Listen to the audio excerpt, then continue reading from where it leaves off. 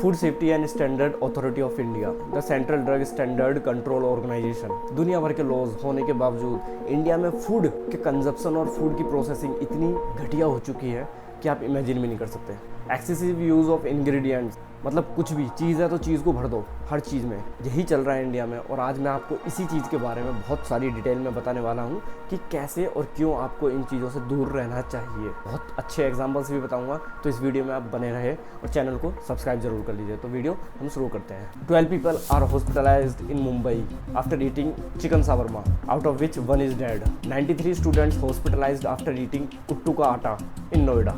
Over 200 people fell ill after having prasad in Buldhana district of Maharashtra. और भी ऐसी पता नहीं कितने न्यूज़ हैं, आप अक्सर देखते रहते हो बट आप इनको इग्नोर कर देते हो। पर आप ये सोचिए कि कभी आपके साथ ऐसी चीज़ हुई है, आप बाहर खाते हो, सब लोग खाते हैं बाहर, और कौन से फूड में किस तरह बनाया जा रहा है और आपके फूड के अंदर क्या है आपको कुछ नहीं पता। कोई उसको चेक करने वाला नहीं है, आप डायरेक्ट जाते हो, आपको यमी लगता है देखने में and you attract your self towards it और आप उसको कंज्यूम कर लेते हो। आपको तो ये लग रहा होगा कि ये तो बहुत छोटी चीज़ें हैं, छोटी छोटी चीज़ें मैं बता रहा हूँ, बट मैं आपको इतनी बड़ी बड़ी चीज़ें बताऊँगा जहाँ एक particular food standard control authority की इतनी बड़ी बड़ी गलतियाँ हैं, जहाँ 2 साल के बच्चे से लेकर 80 साल के एल्डरली सिटीजन तक कोई सेफ नहीं। तो शुरू करते हैं। सबसे पहले न्यूज़ आती है भाई एमडीएच की। एमडीएच का तो नाम आपने सुना ही होगा, महाशय चुन्नीलाल गुलाटी। पाकिस्तान में स्टार्ट करी थी ये कंपनी 1919, और जब इंडिया पार्टीशन हुआ ये लोग इंडिया के अंदर आ गए थे, तो तब से ये इंडियन कंपनी है एमडीएच। अभी लेटेस्ट न्यूज़ में सिंगापुर एंड हांगकांग में इस एमडीएच को बैन करा है क्योंकि इसमें इथाइलिन ऑक्साइड पाया गया है जो कि कैंसर कोजिंग एलिमेंट है। और ये जो कैंसर कोजिंग एलिमेंट है ये फीमेल में ब्रेस्ट कैंसर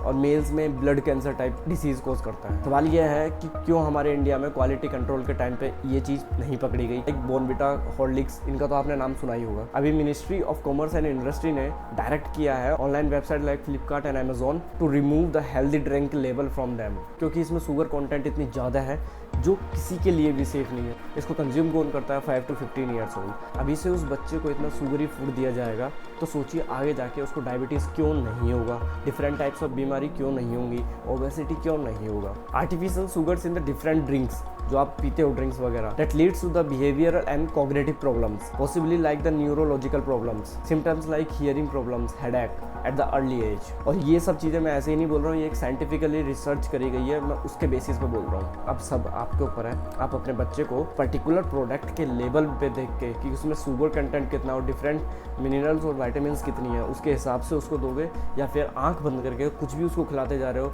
जिस तरह लोग खिला रहे हैं, बस आप भी सैरेलैक्स वगैरह सब खिलाते जा रहे हो। जहाँ एक तरफ ब्रेस्ट मिल्क और नेचुरल मिल्क में 7% शुगर होता है, सिर्फ वो भी नेचुरल शुगर होता है, वहीं एक नेस्ले जैसी बड़ी कंपनी का सैरेलैक्स जो आता है जो बच्चों को बहुत शौक से खिलाया जाता है, उसमें शुगर कंटेंट की मात्रा इतनी ज़्यादा पाई गई है that is unsafe for a child. समझ ये नहीं आ रहा कि पैसे कमाने के चक्कर में ये बड़ी बड़ी कंपनी अपने एथिक्स भूल जाती है। इनको ये जो प्रोडक्ट बना रहे हैं कि कितना छोटा इन्फेंट बेबी इसको खाएगा। एक्चुअली जितनी बड़ी गलती बड़ी कंपनियों की है ना, उतनी ही गलती पेरेंट्स की भी है। कभी पेरेंट्स ने प्रोडक्ट का जो लेबल होता है जिसमें सारी चीज़ लिखी रहती है कि इस प्रोडक्ट में इतना अमाउंट में क्या है, वो कभी आपने देख के अपने बच्चे को दिया है? नहीं। आप अपने कोल्ड ड्रिंक में जो लेबल लिखा रहता है उसको पढ़ के कभी आप अपने बच्चे को पिलाइए वो कोल्ड ड्रिंक? नहीं, ठीक है, वो मांगता है आप दे देते हो। That's not how it's work. Parents को भी रेस्पॉन्सिबल होना पड़ेगा। Now let's talk about the most famous protein supplements. Yes, 36 protein supplements को टेस्ट करा गया जिसमें से 70% प्रोटीन सप्लीमेंट्स में जो उसके लेबल पर अमाउंट ऑफ द प्रोटीन लिखा हुआ है वो मिसमैच कर रहा है। इसमें 8% टॉक्सिक सब्सटेंस पाए गए।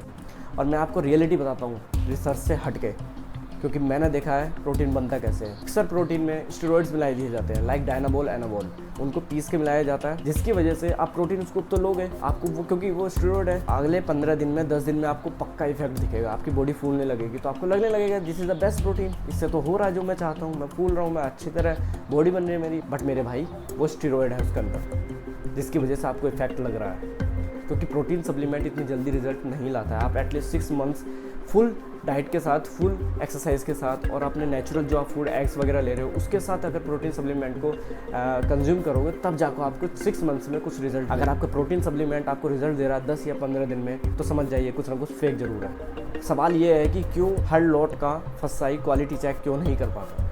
बात सिर्फ गवर्नमेंट और particular food standard control authorities की नहीं है, हमें खुद मालूम होना चाहिए व्हाट टू ईट और व्हाट नॉट टू ईट। हमें खुद रेस्पॉन्सिबल होना पड़ेगा। इतने एजुकेटेड आप हो कि आप इंस्टाग्राम और फेसबुक चला सकते हो, और आप इतना भी कर सकते हो कि पर्टिकुलर प्रोडक्ट का लेवल आप पढ़ सकते हो और बाहर का स्ट्रीट फूड अवॉइड कर सकते हो। स्ट्रीट फूड अवॉइड करने का रीज़न बहुत बड़ा है, क्योंकि यू डोंट नो उसमें क्या और कैसे बनाया गया है। कुछ वीडियोस वायरल होती हैं जिस स्केल में जब चीज़ें बनानी होती है ना, और एक स्ट्रीट वेंडर के पास मशीन्स नहीं होती हैं, so they use different kind of mechanical things to make a product in a large amount. समझिए उस बात को कि वो कितना हाइजेनिक तरीके से बनाया जाएगा। मैं सिर्फ ये बोलूँगा कि ऑर्गेनिक एंड हेल्दी ड्रिंक के नाम पे लोगों को बहुत बेवकूफ़ बनाया जा रहा है। जस्ट बी अवेयर, लेबल पढ़कर पर्टिकुलर फूड को कंज्यूम करें और अवॉइड करें यार बाहर की चीज़ें। तो मिलते हैं अपनी अगली वीडियो में कुछ और अवेयरनेस वाला पर्टिकुलर टॉपिक को लेकर। Thank you and have a nice day.